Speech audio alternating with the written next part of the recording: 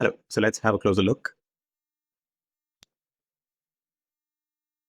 Uh, okay, so we can clearly see that this is our primary focus because it's placed at the center.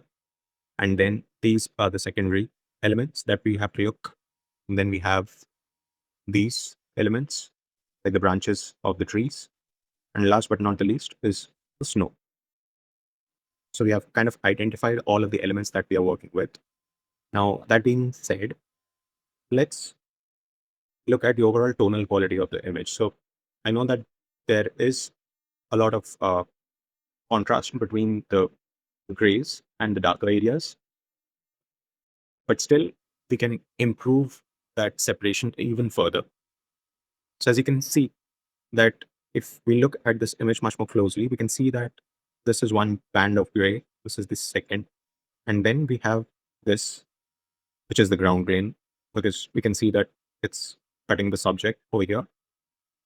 Keeping that in mind, first we would want to reduce or like eliminate this band of transition. We want to make it as seamless as possible.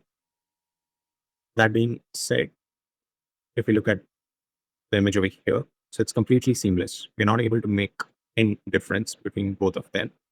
And then we still have the ground plane, but to preserve the overall separation between the ground plane and the horizon, what I would suggest is to increase the sharpness of the image so that we are able to see the grains of the snow even.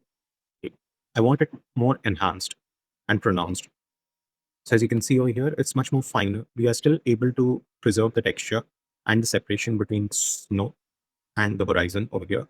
And all these subtle shadows over here help to define it further, that being the land.